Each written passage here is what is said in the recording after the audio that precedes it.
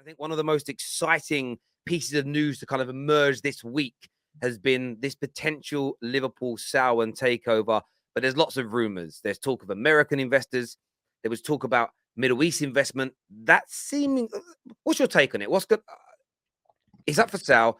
Who's going to buy it though, Ben? Who's buying Liverpool?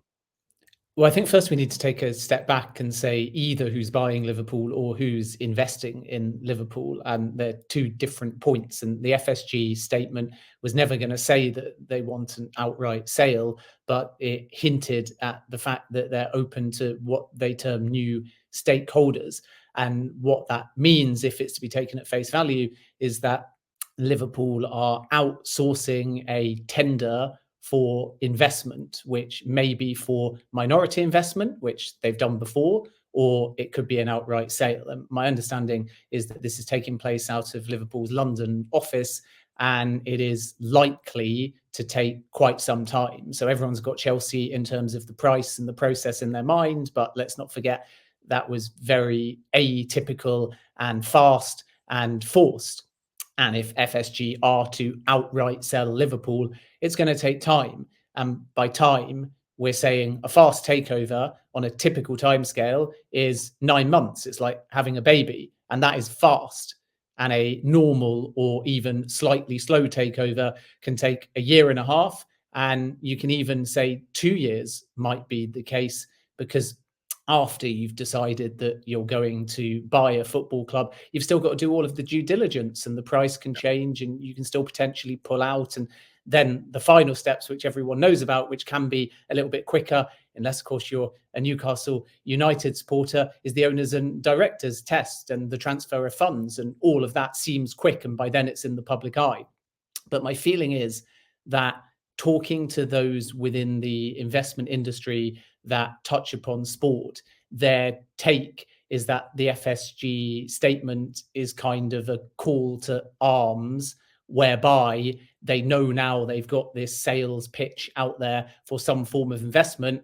And then by making the statement on top, they also alert others to the fact that they can make a formal approach. And more now, when big clubs want to sell, they're going through a rigid tender kind of process rather than necessarily doing the deal themselves.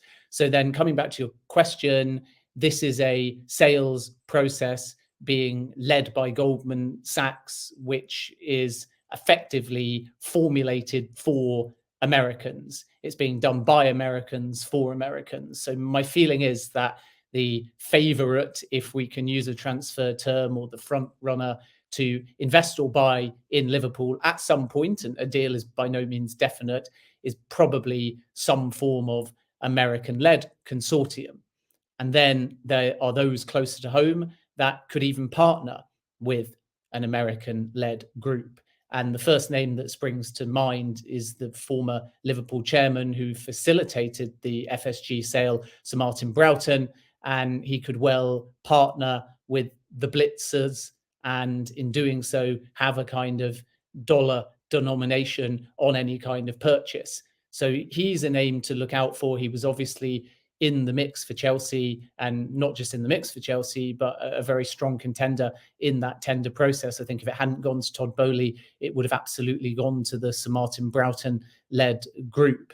And he not only has an affiliation with Liverpool, but he knows, albeit historically, about how the sale process worked then, and he knows a little bit about the incoming ownership group because of his role at the time when they ended up taking over the club for only 300 million. Let's not forget. So Sir Martin Broughton is one to watch.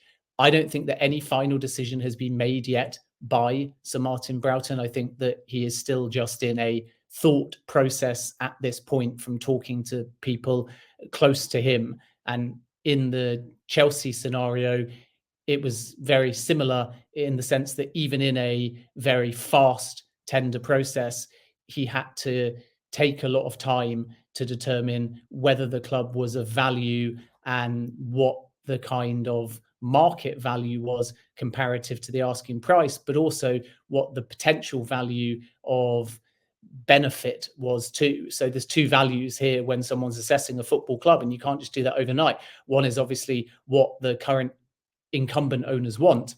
Yeah. The other is your projection of value as to where you think it can go. And that's kind of why FSG might be open to an outright sale, because their projected value when they bought the football club was lower than they believe it is now. And given we're coming off the back of the COVID pandemic, given that the pound is very weak, so that's beneficial to anyone that's buying the football club with a US denomination, because they can effectively, based on conversion rates now anyway, get a little bit of a discount. So that might be a factor. But remember what I said before about the fact that takeovers take time, right? So looking at conversion rates now comparative to when you transfer the funds are still two completely different things. But in essence, the one closest to home that I think is worth watching is St. Martin Broughton. There will be American groups in the mix as well. And then with the Middle East and North Africa, I think there's two quick points to make.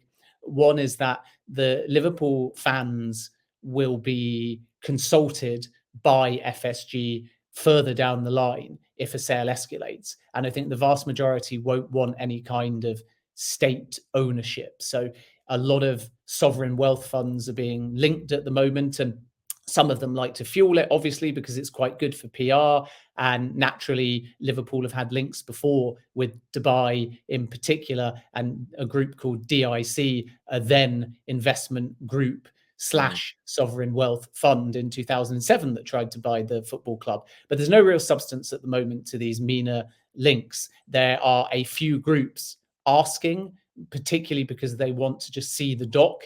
And you can often request a doc in a sale if it's official, because again, you might use it as a yardstick for another investment that you are planning. So if you're like PIF at Newcastle United, you might sign an NDA and just see the doc, not because you've got any interest whatsoever in investing in Liverpool, but why wouldn't you? It's information that you can legally gather. You can't use it under NDA, but you say, okay, they're worth this, and that can be quite interesting. So there's a few in that category, but to run through a couple of names, the Bahrain Sovereign Wealth Fund, as I've reported, have denied it, and they've done so on record that they're not looking at Liverpool at this time, contrary to links.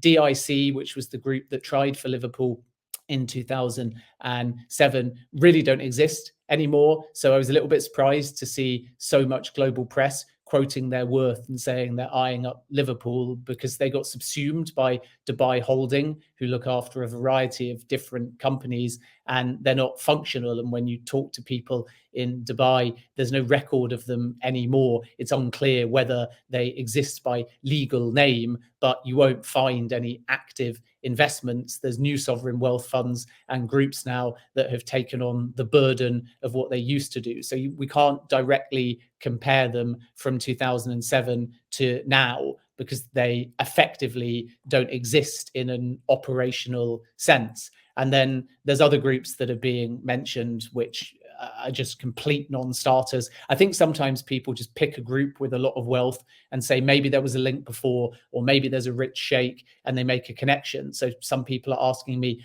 about the Emirates Investment Authority, but you only have to see who their chairman is. It's Sheikh Nahyan. It would be absolutely impossible. And once again, they are not looking at Liverpool either.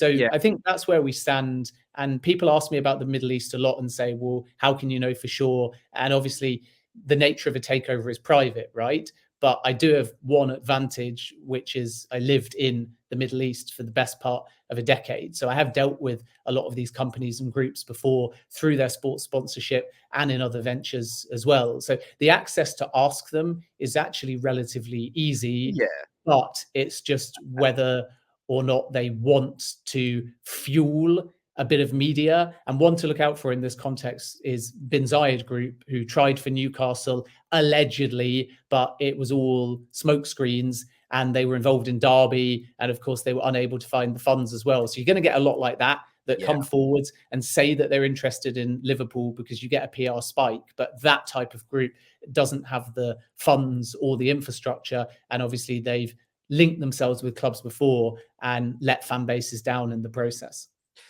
Listen, totally get where you're coming from. And so I did a video a couple of days ago that was in response to sort of mainstream media websites kind of printing the headlines of the Dubai International investment agree to the new asking price or are set to meet the new asking price. And then Nothing happened after that. I've seen some content creators close to Liverpool talk about how in January a Dubai-based group is going to take over. And for me, it was a little bit like, I need to speak to Ben, because I'm obviously not going to reveal what I'm about. I'm going to touch on it, but obviously I know who you've worked for and the relationships you have within that region of the world, and connected to other clubs in recent takeovers, the connections that you have. So, of course, I'm going to trust your opinion on this right now. It does feel like the very early stages, as you say, but I'm getting the feeling that, and this isn't a negative for Liverpool, I'm getting the feeling that it feels more likely to be American led, American stroke Western led, if we want to put it into a particular region